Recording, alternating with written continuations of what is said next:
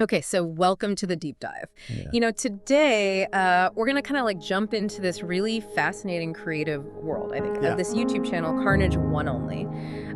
And we've got like a huge, collection of his work, like transcripts of all these videos, ranging from like these musical pieces like AMCA, Mac and Carnage, you see how it is sample, Right. all the way to, these really reflective pieces like Carnage, You're Alive, and even some of these written excerpts like Carnage 1nOnly, Yeah. affection, dependence, and inner peace. And like our mission together is to really, kind of get a grasp on these like recurring themes in his creations, especially like how spirituality and the sense of interconnectedness and this, kind of persistent exploration of inner turmoil all kind of intersect. Yeah, absolutely. And what immediately struck me was just the format. Like we've got these raw samples and these really thoughtful pieces. Right. So it gets this multidimensional view of Carnage 1nOnly. And, it's really interesting how he expresses himself in different ways. Yeah, totally. And like one thing that jumps out right away is this whole spirituality dimension, this idea of interconnectedness and like some kind of universal consciousness. And he says it so directly in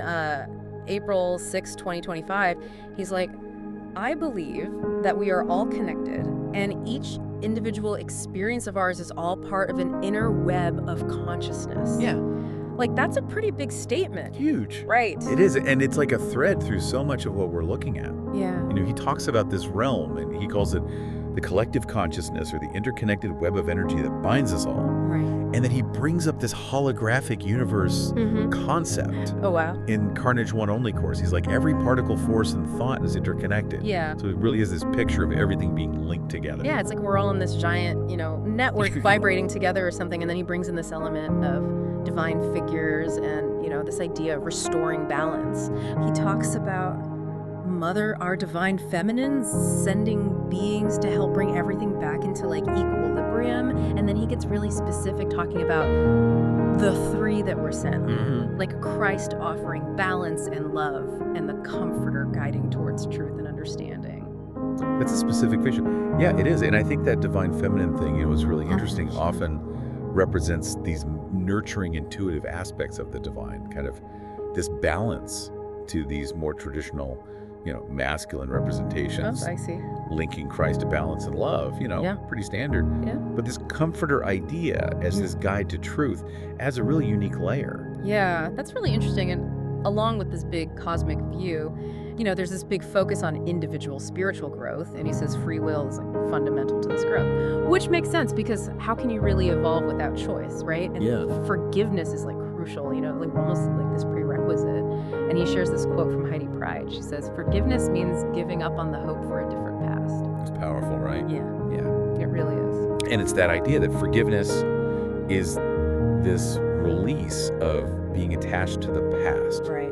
Not excusing things, but letting go. And he ties it directly to spiritual growth. So the takeaway is that letting go is presented as key to moving forward. And then he talks about pain, and he doesn't shy away from it at all. No. He frames it almost like this teacher. Yeah. He says, in the depths of darkness, we find the light, not by escaping, but by embracing our pain. Right. And our wounds speak wisdom, and our scars teach us truth. Yeah. Like, that's such a different way of looking at suffering. It is, yeah, and it's this recurring thing in lots of, traditions, this finding wisdom in adversity, like the wounded healer idea. Yeah. That, struggling makes us empathetic and understanding. So it's kind of inviting you to think about how your own challenges might teach you something. Yeah, that's so interesting. He also talks a lot about nurturing your inner light, so that it can illuminate the world. Yeah. And he's got this really direct statement. You are worthy because you exist, and your inner light is waiting to be shared with the world. It's empowering. It is. Shifting the focus inward and saying that you're worthy just because you exist. Yeah. Nurturing this light means cultivating your good qualities and knowing you have value just by being you. And it all seems to point toward this idea of finding the divine within us and others, Right. And when we see this shared spark, it leads to more compassion and love and understanding. Right. It's a very grounded way to think about spirituality. Totally, and it comes back to that interconnectedness. Seeing that divine essence in everyone makes us feel more connected. Right, but it's not all, sunshine and rainbows. No. There's this strong rejection of what he calls performative faith, he says. To burn the crutches of performative faith and let sacred rage burn. And then he asks this really pointed question, how's your walk with where does it hurt? Yeah. It feels like he's pushing for real honesty. It does. Yeah. And he's not happy with these outward displays of faith that aren't genuine. You know, and this sacred rage is like this righteous anger against being fake. Yeah. You know, and injustice. It's about real change, not just following rules for show. Right. So it makes you think about the difference between really believing and just acting like you do. Yeah, and that brings us to this idea of interconnectedness, you know, which is like a constant thread in his work. It's not just a random thought, this belief that we are all connected and part of this inner web of consciousness. Yeah, he repeats it all the time. And the collective consciousness and the interconnected web of energy. Yeah. It's like the foundation of how he sees things. Right, and he uses this really vivid image of the holographic universe. You know, he calls it a tapestry of shared experiences. It's like our lives with all the good and bad are woven together into this big pattern. Right. And in the Carnage 1nOnly course, he talks about empathy being the bridge that connects us all. So it's not just this abstract idea, it's a call to actually understand and share in the experiences of other people. And there's this symbolic thing about the heart, you know, represented by the tetrahedron, signifying the interconnectedness of all things in Carnage. You're alive.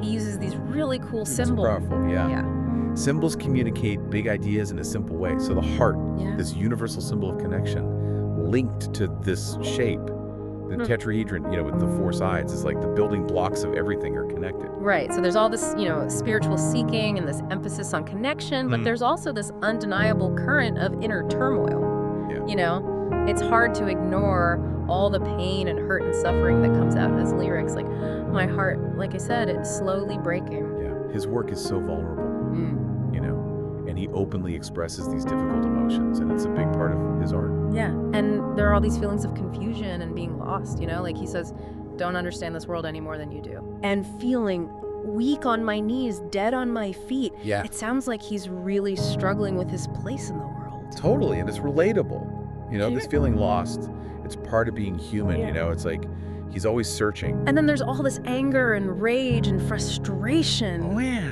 The line, "'Cause I get mad and you'll meet death," from one of his early verses is intense. Intense, yeah, and that sacred rage burn idea comes up here too, you know? Right. It's like there's this conflict inside him, and maybe outside too, you know, he's passionate and confronts things head on. Yeah. Even if it comes out as anger, and that sacred part, Yeah. you know, it means it's connected to something he really believes in. Yeah, and then there are these references to demons and darkness, which seem like metaphors for these internal battles we all face. Yeah, like the stuff we don't like about ourselves or bad experiences. It's a powerful way to talk about those struggles. Right, and then the themes of betrayal and lies and broken trust, you know? Right. Those are so painful, and they can really mess up our sense of safety and connection. Totally. Those experiences can make it hard to trust people, you know? Yeah, and he struggles with how he sees himself, you know, feeling like a liability, like he says in Carnage 1. Only a little too much? That kind of self-doubt can be so hard to deal with. Absolutely. That feeling of not being good enough or being a burden, Yeah. it can really affect how you see yourself. And there's this interesting hint of addiction. You know, like he says, even poison can transform into divine medicine. Yeah, that's a tricky one. Right. It could mean that bad experiences can lead to growth, you know? Or maybe it's about how hard it is to overcome addiction. And it all comes through in these raw and introspective lyrics, you know? Right. Really digging into these themes of struggle and resilience. It's like his art is how he processes his inner world. Yeah, art is a great way to express and understand emotions. Yeah. And his lyrics are so honest and vulnerable. You know, it's like he's trying to work through these conflicts and find some peace through his art. And that brings us to this aspect of artistic and personal explorations. The sources really highlight how diverse his content is. You know, music, spoken word moments with his family freestyle versus motivational stuff, storytelling poetry. It's a lot. He's not afraid to try anything. You know, it shows how creative he is. Right. And it lets you see things from different angles. And at the heart of it all, it seems like these raw, introspective lyrics exploring these struggles and resilience are like the core of his work. The words are so powerful. Yeah. You know, and I think people who've gone through similar things connect with that. Yeah, and sometimes he talks directly about spirituality and interconnectedness and personal growth. Like he's sharing his journey and asking people to think about their own. Yeah, like he wants to connect on a deeper level. And then you see these informal interactions, like with his family, Right. which makes him seem so human and relatable. Yeah, it reminds you that there's a real person behind the art, you know? Yeah, and those freestyle verses and motivational snippets, it's like this energy and drive to overcome these struggles. Maybe it's like self-therapy through art. Maybe the motivational stuff is him trying to uplift people, Yeah, using what he's learned. yeah. Freestyle is just pure expression. And overall, it feels like his work is this ongoing story, using poetry and storytelling to figure out these big emotional and spiritual questions. Totally. It's like personal experience, Yeah. philosophy, and creativity all mixed together. All right. Showing you his inner world and how he's trying to make sense of it. We also have this excerpt about affection and dependence, specifically from Carnage Always. Yep. And it's about this deep affection for someone he sees as a source of light and healing. Yeah. And he admits to his own flaws and struggles, with this other person giving him stability. It shows how important relationships are, Yeah. Especially when you're struggling. He's not saying dependence is bad. Right. It's more like he's acknowledging how much this person helps him. And the lyrics are so powerful, conveying this deep emotional bond, this love and connection that stays strong even when they're apart. Music is so good at expressing these feelings. It sounds like this relationship gives him so much comfort and strength. And he sees this relationship as a remedy for his inner turmoil. Yeah. Like it's essential to his well-being. It's about that need for connection. Uh-huh. Having someone there for you can make such a difference. So when we look at all of this, what are the key takeaways? I think the biggest thing is this real, honest, artistic voice. Mhm. His work is all about spiritual exploration. That feeling of interconnectedness and honestly dealing with pain and struggles. They're all woven together. It's really human, and it makes you think about how these universal themes can be explored through art. And finding light and growth through suffering, instead of avoiding it, that seems central to how he sees things. It is. He sees pain as a way to grow and learn, Right. not just something to run from. Yeah. It's really different. And he values authenticity and raw emotional expression, over anything fake. Absolutely. Yeah. He's showing his true self, the good and the bad. Yeah. And that honesty is what connects him to his audience. And his exploration of spirituality is so personal and multifaceted. It's not just one thing. It's about universal consciousness, Yeah. divine influence, and personal reflection. It's his own unique journey. Right. So what does all of this mean for you, our listener? This deep dive into Carnage 1nOnly's world shows an artist wrestling with these huge questions about existence and connection and what it means to be human, Yeah. And the honesty and vulnerability in his work give us this really interesting look at how personal struggles and spiritual searching can go together, and this idea that we're all connected and that we can grow through pain, Yeah. that might resonate with your own experiences. It's fascinating, right? And here's what I think is really interesting. You think about that balance Carnage signs between inner turmoil and searching for meaning. What if facing our problems head on instead of running away actually helps us understand ourselves better and really think about that interconnectedness idea? And what if we truly believed that we're all part of this web of consciousness? Right. How would that change how we treat each other and see the world? So this brings us to a big question for you. What parts of your own life really connect with these themes of spirituality, interconnectedness, and inner struggles? Yeah. What new thoughts or ideas has this deep dive sparked for you? This is just the start of the conversation. It keeps going inside you.